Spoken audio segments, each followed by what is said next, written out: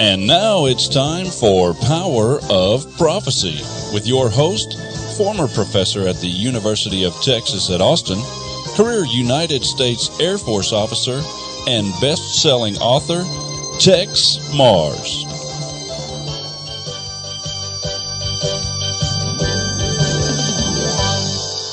Hello, friends. This is Texe MARRS. Welcome to another edition of Power of Prophecy. You know, our president, well, he's got his hands full today. Now, he's always messing around with the Republican Party, and they're messing around with him. You know, there's the IRS scandal, and Miss Lois Lerner, they've decided to let her go. Really, they let everybody go, don't they? There's Eric Holder and all this crooked stuff as Attorney General, but they've let him go. And then there's Obamacare that everybody knows is a racket, and the American people hate this health care plan, but the Republicans have, of course, they've decided that's going to be okay too. And then there's the amnesty program, where we're going to have millions of Mexican aliens coming across the borders. Already millions have. And destroy our culture, destroy America. And it seems Republicans have approved that too. So actually, when you get down to it, maybe Obama's running a lucky streak. I mean, everything he does, the Republicans love. I've heard now 3 or 4 Republicans are going to run for president. One, of course, is Senator Rand Paul. And there's nothing Obama's doing that he minds. He just talks a lot. Then there's Marco Rubio, Senator of Florida. And to be frank with you, he has a big mouth and shoots it off too. But everything that Obama does, he endorses, especially immigration. And then Jeb Bush, he doesn't disagree with anybody. I mean, he and Obama are directly in bed together, whatever that means. Ted Cruz, of course, he said that he's going to do this and he's going to do that if he's voted in as president, and he's going to do this, and oh my goodness, and he's going to kill Obamacare and all that. But that's what they all say before they get in. And then if they do get elected, they don't do it. You remember the last time, just a couple months back, we were voting for the Republicans who assured us, if you vote the Republicans in the Congress, into the Senate and the House, we're going to do in Obama. We're going to bring back the Constitution. We're going to start with Obamacare and amnesty. We'll never approve those things. Don't worry. We got your back. Well, that was just a couple of months ago. That was Senator McConnell of Kentucky. And then there was Senator House Speaker John Boehner. But the minute they were elected, they all said, okay, whatever you want to do, Barack Obama's okay with us. You know, I'm beginning to think that Obama, he's president of the Republican Party and the Democrat Party. I don't know of any Republican that really opposes him. They're all for him. Of course, they vote over and over again and say no to Obamacare. But it's not a real vote. It's just a bunch of baloney. You know, it's sort of like a teenager saying, I don't like McDonald's burgers. But then every day after school, they go buy a Big Mac. Well, after a while, you begin to distrust your teenager. What do you mean you don't like Big Macs? You buy one every day. Yeah, I know. Why don't you go to a Burger Barn or a Wendy's or Whataburger or some other establishment. Well, I don't like Big Macs, but I just got to have them. Well, you'd say, that boy sort of twisted, wouldn't you? But that's what our politicians do. And, I don't remember ever seeing anybody from another political party since Richard Nixon. He was, he had those signs that said, Nixon's the one. Well, he was the one. And boy, he took out after not the Democrats or the Republicans, but he took out after the Jews. He knew the Jews were running America, except for him. And he decided that secretly he was going to get rid of them. They were bad for America. They were destroying our culture. So he told his top assistants, Ehrlichman, Hardeman, Colson, and the others, we're going to put things right. Well, he didn't put things right. He lost his bid. First, they got his vice president, Spiro Agnew, on some criminal charges. And then they got President Nixon. Now, the charges against Nixon were so puny compared to what's going on today with Obama and Clinton and so forth. And now the president can get away with anything. If you like your health plan, you can keep it under Obamacare. If you like your doctor, you can keep it. That's almost like a man going up for a divorce to go to the judge, and the judge says, what do you want me to do? He says, I want to divorce my wife. And then the judge starts to hit his little mallet or his little, wooden hammer there on his desk to declare the marriage null and void. And he says, whoa, just a minute, Judge, I want to keep her. Oh, you don't want a divorce? Yes, I want a divorce. But you want to keep her. You want to keep your wife? Yes, I want to keep her. Well, wait just a minute. Is this a divorce proceeding? The judge says, yes, it is. I want to divorce her, but I want to keep her.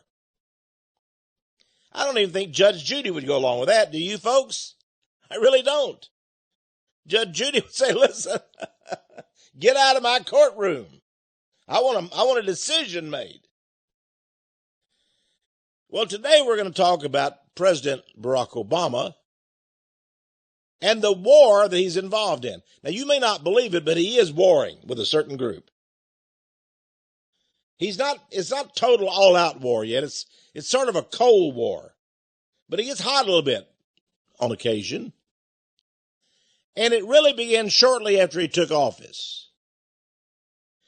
Now, every modern-day president is elected by just the few. You may not understand what I'm talking about, but let me assure you, the mass majority do not elect a president of the United States. George W. Bush got into office not because of the Chads and all that silly stuff on the voting ballots down in Florida, but because of a courtroom decision. And then, of course, John Kerry lost the presidency by just a couple 100,000 votes, and Obama won it by quite a few, they say. But I don't believe in voting machines anymore. We know all of them are corrupt and crooked.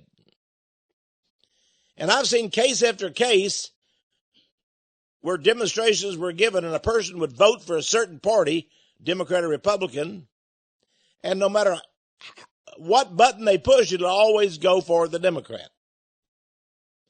Come on in, vote Republican or Democrat. It's going to go for the Democrat. And in many locales, the voting machine gives a certain candidate more votes than people even came in to vote.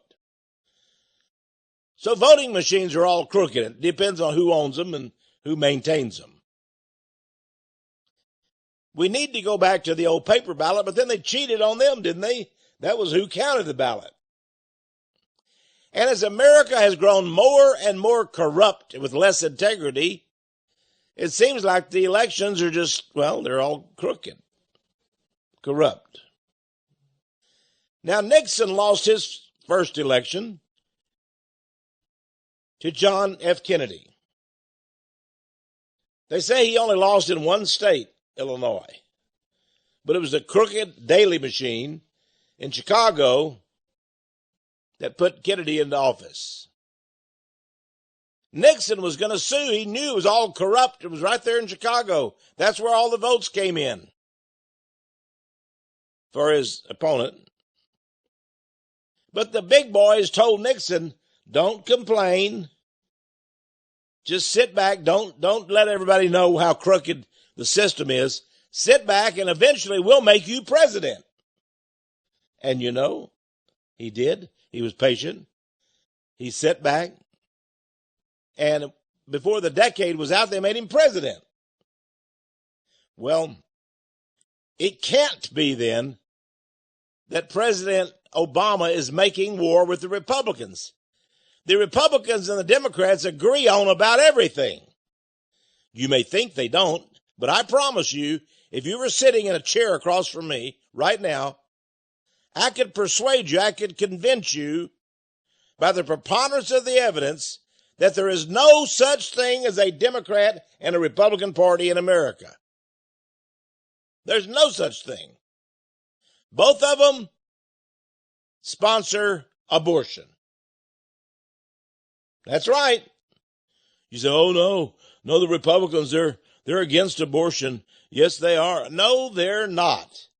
I could show you that very easily. Very easily. Whatever is the issue, the Democrats and Republicans agree.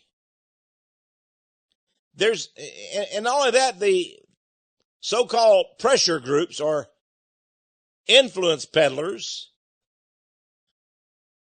the lobbying groups, pretty well ace each other out. You know, there's the unions, and then there's people against the unions. Then there's the oil people, then there's the environmentalists on the other side. Everybody, certainly approximately washes out. But there's one group that stays solid, that sticks together, that never varies, that will always be together. They're called neocons. Now, most people have never even heard of neocons, but they exist. And neocons took over the presidency about the time that Nixon was kicked out. And they have controlled the presidency ever since. They've had some presidents that got along with them well, some that didn't. But there's been no president that has not been controlled in virtually every capacity by a group. Every one of them have been controlled by this group called neocons. Now, George W. Bush, when he was running for president, got real confused because when he got up to speak, and there were questions and answers, some of the people would ask questions, what did he think about the neocons? What about the neocon plans in the Middle East? Neocon this, neocon that. He didn't know how to answer. George W. Bush was not very sharp. He was pretty much a dummy. He really was. I'm here from Austin, Texas, and I know what the guy, come on, everybody knows. What? He graduated from Yale or Harvard or whatever. Hey, listen. A cacti or a mulberry bush. You graduate from Harvard or Yale if you got the money. If your folks are rich and they give to the college or, institution, you can get a PhD from a Yale or Harvard. Look at John Kerry and George W. Bush. They were a member of Skull and Bones. Each of them was a member. And frankly, John Kerry was more stupid than George Bush. I mean, neither one of them knew how to carry water without spilling it all. And John Kerry graduated near the very bottom of his class. But you know, when your father's rich and his name is Con, and that's what Kerry's father's name was, because Kerry faked it and took the name Kerry. He really was a Con. Who was Con? K-O-H-N. Well, that was Kerry's dad and granddad and great-great-granddad. And they were all rich people on Wall Street and over in Germany. Rich Jews, that is. And he was a rich Jew. So they took him into Skull and Bones, a rich Jew. And naturally, he graduated from Yale. Anybody who is super rich can get into Yale or Harvard. Did you hear what I just said? Anyone. I'm not talking about some new rich guy. His dad's got $3 or $4 million. That's nothing. The big boys have billions. Let me put it another way. Anyone whose father is a billionaire, no matter what he does in high school, will be able to apply for and receive admission to the Ivy League universities. Hey, not only Ivy League, that's proven here in Texas. The scandal just recently, the president of the university left after they found out that he was giving out all these admissions to all these idiots whose fathers were rich.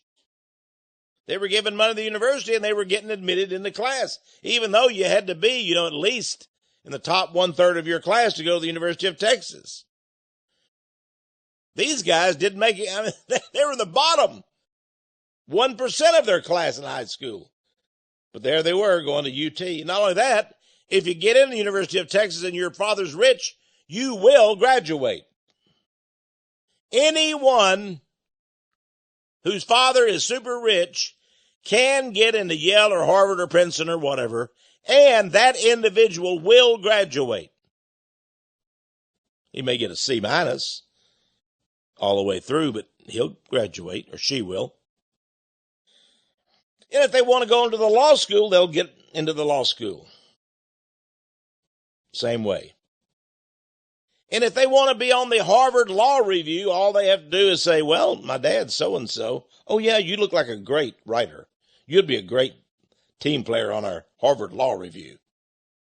What do I have to do? Nothing. Your name's already on it. Come on over. That's just America, folks. America is a corrupt, wicked country. And there's swindlers' lists going on everywhere. Now, if you're a young kid, you're out from Kansas or Missouri or Mississippi or Texas or somewhere, and your parents are hardworking and you're hardworking and you've worked hard and you've got straight A's in high school and you're the valedictorian of your class and you apply for Harvard, forget it. But you're not going. You're not rich enough. That's just the way it goes, folks. That's the way it goes. Now, Obama, of course, we really don't know where he went to school. He claims he went to a place called Occidental, University in California, but somehow or other he got into Harvard, and then he was the head of the Harvard Law Review. I don't know if he ever did any work, but they put his picture on there. I don't know if he smoked pot all the time or whatever. Who knows what the guy did? Bill Clinton, he got a Rhodes Scholarship to go to school in England. Took 2 or 3 years to get a degree from, the Rhodes program. He went over there, and during that 2 or 3 years, he didn't have to apply for the draft. He got out of the draft too. But it just so seems that he never went to one day in class. But he was all the time around the Oxford University. And people would say, that's Bill Clinton. He doesn't go to class. He doesn't have to. Was his parents rich? No, no, no. He's a Rhodes Scholar. Oh, is he a genius? No, no, no. He's just been chosen. Well, who chose him? Ah, yes. The same people that chose him to go to Georgetown University. Who was that? Oh my! Read all these books. The CIA is involved in a lot of these folks, and that's Kerry, Bush, all these folks. Now, Obama was one of the chosen, and it was determined that America needed a black president. It was going to be a shocker. We need a black president, and so Obama was chosen. They weren't quite ready to give us a real black man with a black family, so they gave us a black man with a white family. Nevertheless, he was chosen as president. He was schooled by a communist, and get my video, Rothschild's Choice, you'll find out that a man named Frank Davis, a black man, who was I hate to say it on the air, well, he was a whoremonger. The Bible uses that word. He was a whoremonger. And there in Hawaii, he got with Frank Davis, and Frank Davis schooled him on communism. Everything about it. And his mother did too, when she saw him. And his grandparents were also communist. His mother was vice president of the top bank in Hawaii. Think about that, folks. Vice president of one of the top banks in Hawaii as a woman in the 60s and 70s. Isn't that unusual? Well, then he was taken by this group of Jews and brought to Chicago. And there he was introduced to Bill Ayers and all of the commies in Chicago, but he was also introduced to the blacks, but not very introduced. He didn't spend much time among the blacks there. But the Jews, now that was one group. You see, it's the Jews that choose the blacks. Every black person of any position at all will have been chosen by Jews. Now, there was a man named Abner Mikva in Chicago who liked this young black boy, who just got out of college and decided to favor him. Who was Abner Mikva? He had been the White House counsel, the White House chief lawyer under Bill Clinton. He had been a congressman. He was a federal judge. Now he was retired, but his whole job was to pick the black man that the Jews wanted to be president. So they grabbed Obama by the hand. They said, we're going to teach you and train you and school you to be our president. We like you because all of your life you've been schooled to be a communist. And we, the Jews in America, we are communists. They call us neocons. What is a neocon? It's a communist Jew. And the neocon Jews came to power in America in the late 60s and the early 70s. You see, when Nixon became president and Spiro Agnew became vice president, the Jews realized they had made a serious error. They didn't control all of the Republican Party at that time. They controlled the Democrats, but they didn't have full control of the Republicans. And the head folks at MEGA, the Manhattan, New York group that controls the American Jewry, made up of a council of Jews, including the head of the World Jewish Congress and so forth, they decided that they would take all of these Marxist, Leninist Jews and make them into Republicans. Now, why is that? Because the Jews believe the best Marxist, Leninist are those who are capitalist. Wow, did I say that right? You know, Solzhenitsyn was asked one time, what really is a communist? What are the ingredients that make a great communist? And he looked at the reporter that asked him that question. In other words, what are the prerequisites? How do you get to be a communist, a leader? How do you go up that high in the communist ranks? He said, well, you must be a good capitalist. And the reporter liked to shrink. He liked to dad. And all the reporters there, they said, you got to be a good capitalist to be a communist? And Solzhenitsyn said, oh, yes, of course. Do not think the communists exist alone, he said. Look at your Republican and Democrat parties as an example. But every communist is a good capitalist. Think about it and you will see what I mean. Whoa! I thought capitalism and communism were different. I thought they were, they were on opposite ends, left and right and all that stuff. I understood you could see how could it be that the best communist was a capitalist? Well, in the times of the Nazis, Hitler put out an edict. See, they had a communist problem inside Germany. But the Nazis took over. Now, the Nazis were National Socialists. Do you get my point? Oh, you thought they were conservatives.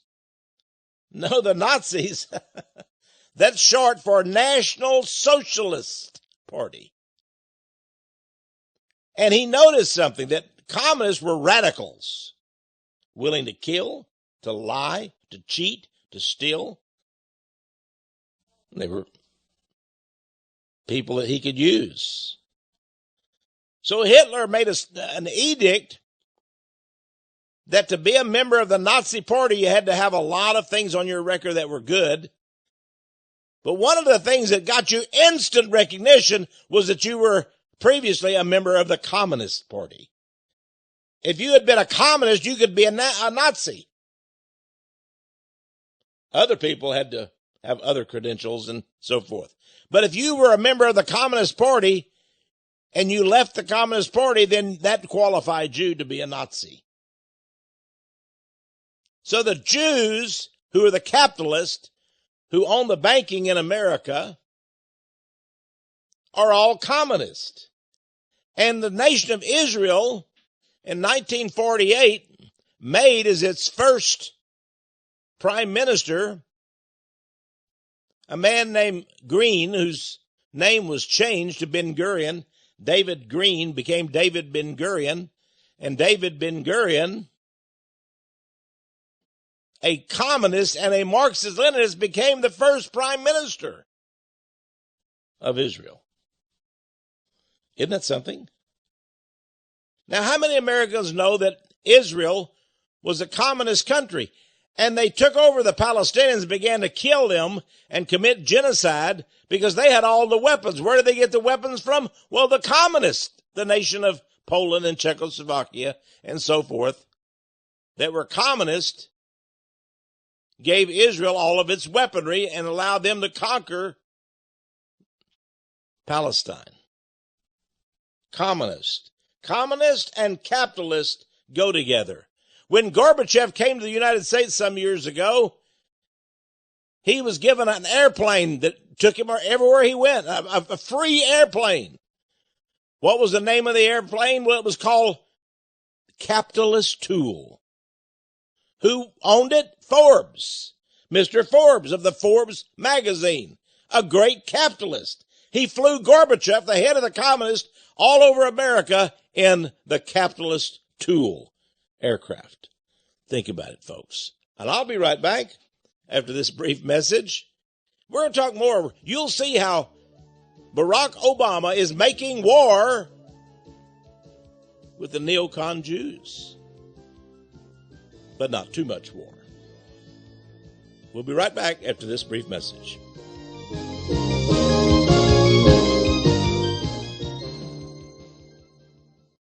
Hello again, folks. This is Texe MARRS speaking, and I wanted to know if you have the book, Solving the Mystery of Babylon the Great. by Edward Henry, Hendrie. It's a big book. It's a masterful book, Solving the Mystery of Babylon the Great. You know, throughout the history of the Bible, thousands of evangelists and Christians have sought to, reveal or to solve the puzzle, the mystery of who is Babylon the Great. Where is it at? The Bible talks about it, of course, in Revelation 13 and 17, and says that mystery, Babylon the Great, will conquer the whole world. Oh, it'll be a wicked system. It'll put thousands, millions to death by guillotine. Yes, he'll bring back the taking of people's heads, as they used to do during the French Revolution. But solving the mystery of Babylon the Great, Henry found something quite interesting.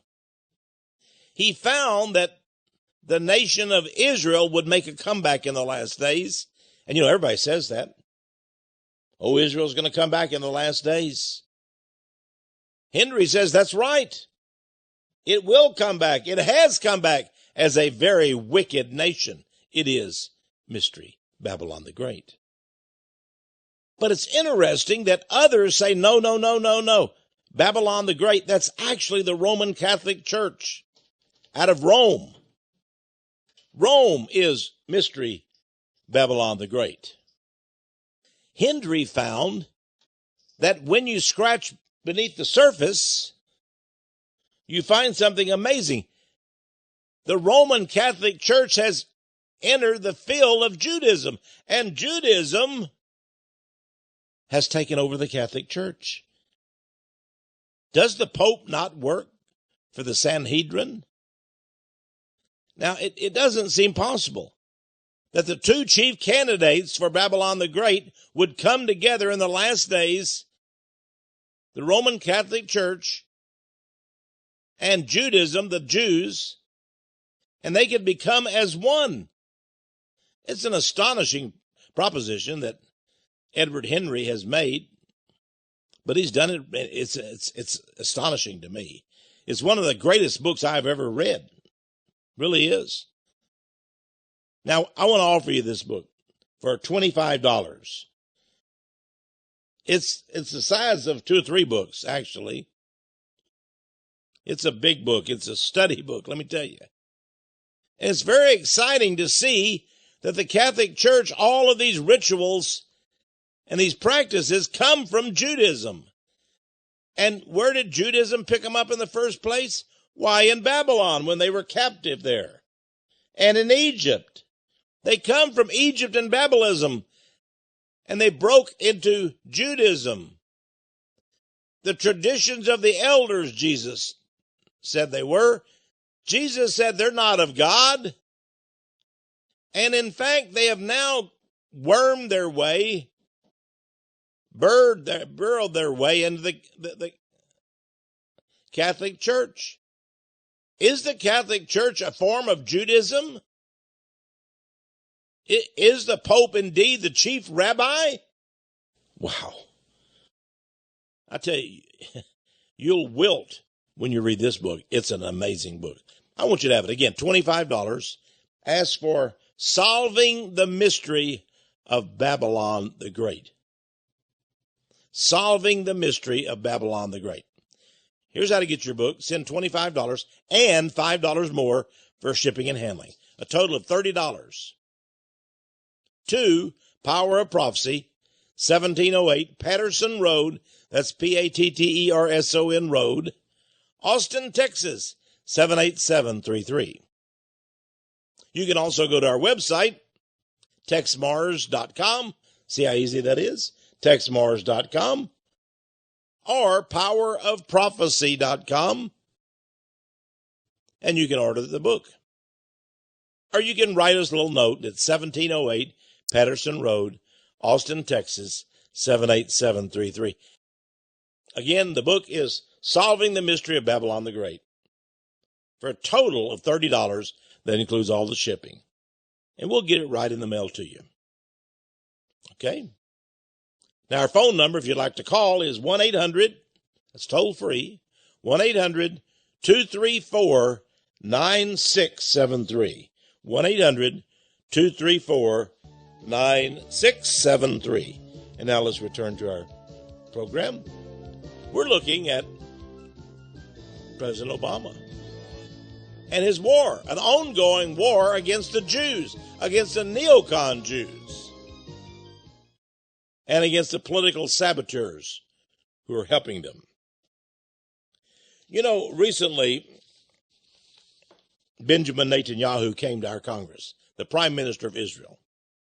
He was invited there by John Boehner, the Speaker of the House, and there he assured the Congress of the United States that Iran was very close to getting nuclear weapons within months, and that their real target was not only Israel, but the United States and other capitals in Europe. They were a threat to the whole world. Of course, this was a big old flat-out lie. And as a matter of fact, it's interesting, there's a column in the newspaper not too long ago talking about Sarkozy, the president of France, having a supposedly secret conversation with President Obama, talking about each of them hated Netanyahu. And Sarkozy told Obama, do you realize what a big liar that man is? I can't stand to be around him. He lies every time I'm with him. And President Obama said, you don't like him. I have to listen to the man every day, and he is a big liar. Now, wasn't that a revealing conversation? President Obama has to listen to the guy every day? Does he call and give instructions, or does he try to give instructions every day? Now, there's about 175 countries in the world, and Israel is one of the smallest. There are only 7.5 million people resident in Israel. 7.5 million. There's 3 times that many in the state of Texas alone. There's 5 times that many in the state of California alone. This is a little bitty country. Why do they have such power? Because of the neocons, because of the Jews in the United States. Did you know that the Jews give more money to the Republicans in elections than any other faction? Give more money to the Republicans than any other ethnic group or any other lobby group. The Jews give more money. But that should not surprise you, because they also give more money to the Democrats. Whether you're a Democrat or Republican candidate, you need the money of the Jews, of the Jewish billionaires. Recently, a guy named Adelson, who runs the Sands Casino, he's a casino mogul out of Las Vegas, said he had a war chest of $100 million, and he would give it to whichever Republican was more pro-Israel. That's a big, that's a big treasure chest. He had a meeting in Las Vegas and flew them all in there and let them all speak to him. And they were all there. John Kasich, the governor of Ohio, and there was Ted Cruz, and they were all there. Marco Rubio, and they talked about their great friend, Mr. Adelson. Of course, he's just a dopey, rich billionaire. Now, it's amazing, but they treated Netanyahu like he was Joseph Stalin. Have you ever seen Joseph Stalin give a speech to the big communist organization, a historic speech back in the old days? When they began to clap for the guy, Joseph Stalin, it was like they couldn't stop. They just kept.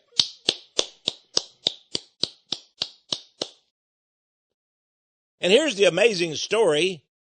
There were communist spies, agents, walking back and forth in the auditorium, looking at people as they clapped their hands. And it was said that if you wanted to die, quit clapping your hands. And they kept clapping. getting worn out, keep clapping. Sometimes they would clap 15, 20, 25 minutes. And Stalin just stood there like a statue, loving it all. Finally, he would put forth his hands, show his palms to the crowd, as if to say, all right, that's enough. But even then, you didn't want to be the first to quit. You kept clapping. If you were the first to quit, they took your name down. And it seemed that within a week or so, you were gone, no matter what your job or position. You could have been governor of this giant province or mayor of this city or whatever position you had, you'd be sent to some work camp. I would like for you to watch Netanyahu during this time here in 2015 when he came to our Congress. Although you can go back a couple of years ago, I think it was 2012 when he also came over. And I want you to look at the members of Congress clapping. They would all stand up and they would all clap, clap, clap, clap. He was like Stalin. He was like Hitler. He's president of the communist government of the pseudo-nation of Israel. A nation made up of Khazars claiming to be Jews, but killing the native peoples of Palestine, Israel. And he said that Iran will have nuclear devices. And he told the Congress, you cannot go along with this treaty between Iran and America that's being promoted by your president, Barack Obama.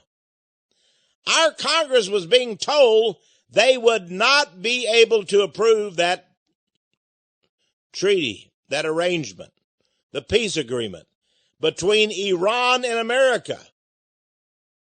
And as Netanyahu told each lie, the people applauded loudly. He warned them that Iran was a liar and the Muslims there would lie.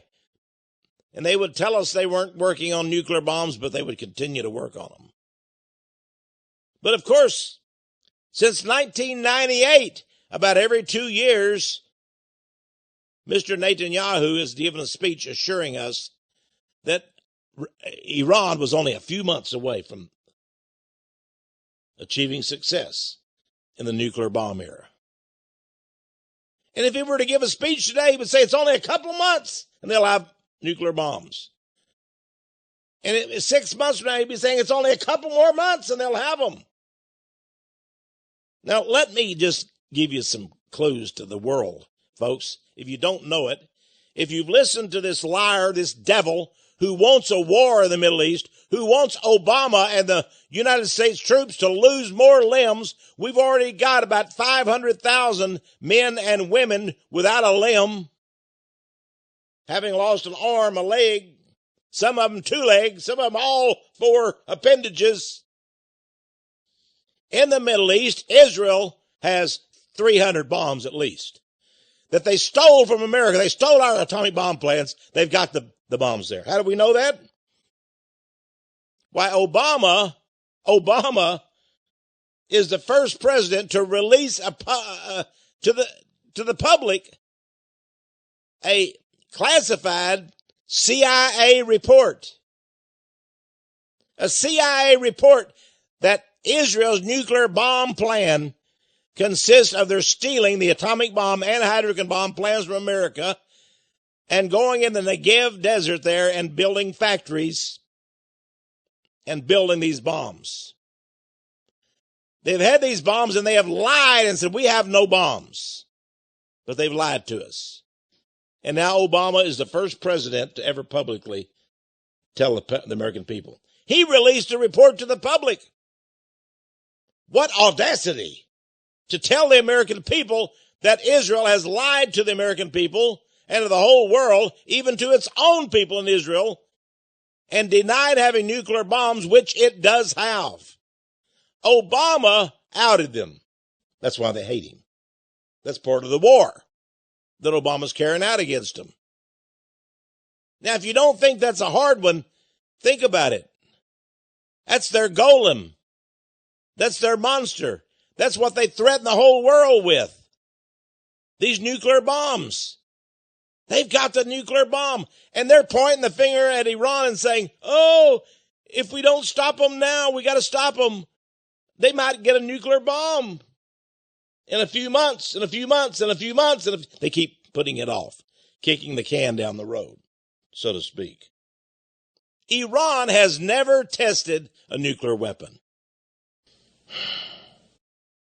She has an underground plant where they make so-called nuclear centrifuges. But the International Atomic Energy Agency and its inspectors report that they've never found any evidence of nuclear bomb construction there. The heavy water reactor at Arak in Persia, in Iran, Iran, has been halted. You need heavy water to build nuclear bombs. They've halted it. They have reduced their number of centrifuges. There are cameras across their production lines, but they don't really have anything on those lines. And our U.S. intelligence community, we have 16 intelligence agencies, including the Defense Intelligence Agency and the CIA, has twice found that Iran is not making nuclear bombs, has no plans to make nuclear bombs, and if they began today, it would take them at least a year to build a nuclear bomb. And by the time they got that one nuclear bomb, well, then we could deal with them. Now, I want you to think about that. We have thousands of nuclear bombs. Russia has thousands of nuclear bombs. France has nuclear bombs. Britain has nuclear bombs. Israel has nuclear bombs. But Iran has none. Zero, zilch, nada. And yet we hear the constant screams in our ears. Watch out. They're going to come and get you. Mushroom clouds are going to be all over America. They're going to send their missiles. Well, what missiles? Well, they'll send their nuclear submarines. What nuclear submarines? Their Navy. What does their Navy consist of? Cigar boats. Have you ever gone to a cigar boat race? These big boats that look like cigars in the water. They're loud. They're noisy. And they'd last about 0.2 of 1 second against a U.S. destroyer. That's what they have for a Navy. Did you know they've only been in one war in the last 200 years? How many wars has America been? Can you count them? We've fought in Cuba, the Philippines. We took over the Philippines. We took over Cuba. We fought that in Panama and Haiti, in Grenada, in Iraq, in Afghanistan, in Libya, and it goes on and on. The number of countries that America has attacked and invaded and the number that they've even destroyed is almost incredible. We're the biggest bad bully in the whole world. Come on, let me put it this way. The Washington, D.C. based Physicians for Social Responsibility recently released a landmark study concluding that the 10 years of the war on terror, 10 years of the war on terror since the 9/11 attacks has meant at least 1.3 million people have died. It could be as high as 2 million. It was a 97-page report by the Nobel Peace Prize winning doctors group. The first to tally up the total number of civilian casualties from U.S.-led so-called counterterrorism interventions in 3 countries, Iraq, Afghanistan, and Pakistan.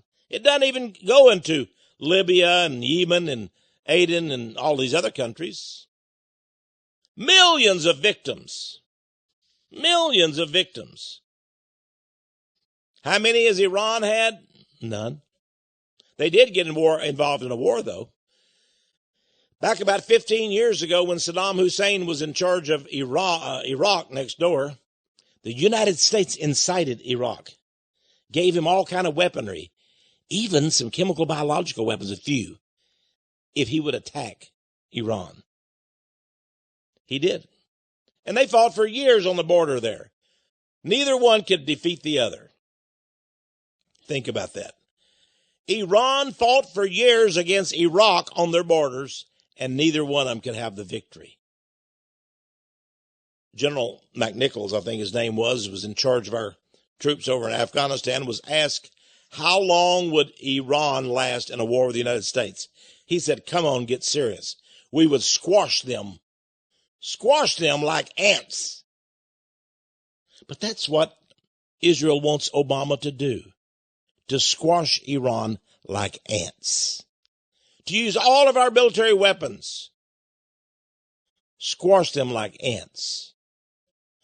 Now, why do they want to do that? They want to be the big boy in the Middle East. They've already destabilized. They got all the other countries under control. And they and the United States together, we invented ISIS. Did you hear what I just said? We invented ISIS. How do you think they got all those Toyotas? Thousands of Toyotas, all painted the same color. That was the main vehicle they had for a while. The ISIS folks. Given to them by America. We invented ISIS. Why do you think ISIS never attacks Israel? Somebody noted that ISIS is only 12 miles from Israel. They've attacked Syria. They fought wars with Jordan.